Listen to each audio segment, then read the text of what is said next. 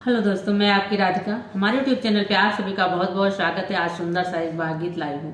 इस गीत का भाव है कि देखिए, पारंपरिक गीत है।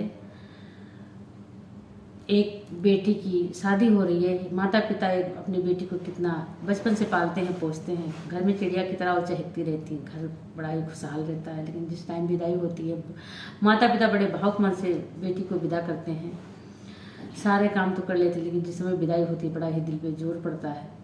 तो देखिए, एक बेटी की विदाई हो रही है और ससुराल वाले जैसे ही शादी हुई तो वैसे सुबह होते ही कह रहे हैं, विदा करिए, बहुत देर हो रही है, विदा करिए, बहुत देर हो रही है। यही सब लोग कह रहे हैं कि उनको अब मतलब सारे एक चुटकी सिंदूर की कितनी ताकत होती है, उसकी वजह से वो इतना अधिकार जमाने लगते हैं। तो आप लोग गीत सुनिए, आनंद लीजिए। बहुत ही प्यारा, बहुत ही सुंदर गीत है। आप लोग जब सुनेंगे तभी आनंद आएगा। फुलवास करके सुनिएगा आप लोग। उड़ी उड़ी सुगना माड़ुआ पे बैठई, अरे के ना दिए सुगना उड़ाई रे ललनवा, अरे के ना दिए सुगना उड़ाई रे ललनवा।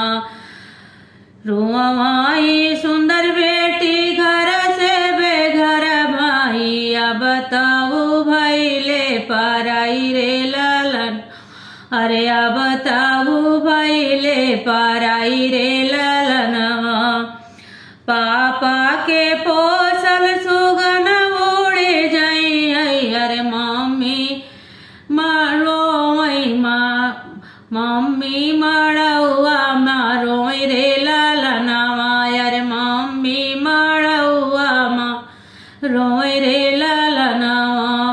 पापा के पोसल सुगन उड़े जाई, अरे मम्मी मड़ौ मारो रे ललनवा, अरे मम्मी मड़ौआ मारो रे ललनवा। मुहवा रुमाल दई के हंसई दुलहे रामा, हमलिए सुगना उड़ाई रे ललनवा, अरे हमलिए सुगना उड़ाई रे ललनवा। मुहवा रुमाल दई के हंसई दुलहे रामा, हमलिए सुगना उड़ाई रे ललनवा, अरे हमलिए सुगना उड़ाई रे ललनवा।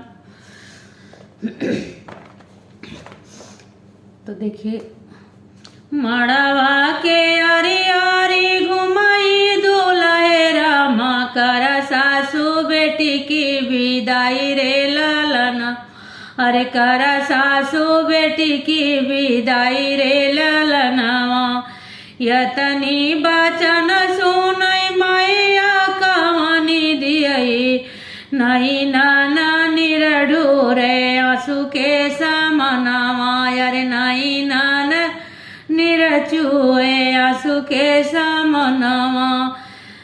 मड़े में खड़े हैं पापा का मन रामा, अरे मम्मी का लगे समझाई रे ललनवा, अरे मम्मी का लगे समझाई रे ललनवा। चुप रहा बचिया के मम्मी, अरे हम जाबै बेटी ससुराल रे ललनवा, अरे हम जाबै बेटी ससुराल रे ललनवा। पापा के पोसल सुगन उड़े जाई, अरे बेटी हमारे घर बेटिया ही घरवा के शान रे ललनवा। ये वर्ड माँ बोल रही है, एक माँ का दर्द देखिए। पापा के पोसल सुगन उड़े जाई है, अरे बेटिया ही घरवा के शान रे ललनवा, अरे बेटिया ही घरवा के शान रे ललनवा। हंसी हंसी बोले दुल्हे का मन राम, चला दुल्हनी अपने ससुराल रे ललनवा, अरे चला दुल्हनी अपने ससुराल रे ललनवा। हंसी हंसी बोलाई दुल्हे का मन रामा, चला दुल्हनी अपने ससुराल रे ललनावा, अरे चला दुल्हनी अपने ससुराल रे ललनावा। हमारा ये घर दुल्हनी तोहरा ये घरवा, अरे हमारा बापैया दुल्हन तोहरा बापैया, अरे हम तोहरा ये घरवा दुआर रे ललनावा, अरे तोहरा ये घर दुआर रे ललनावा। तो देखिए एक दूल्हा ने अब समझा गया और बोला कि चलिए कोई बात नहीं है, एक माँ बाप छोड़ते हैं दूसरे माँ बाप मिलते हैं। तो आप लोग का ये गीत कैसा लगा जरूर कमेंट बॉक्स में बताइएगा।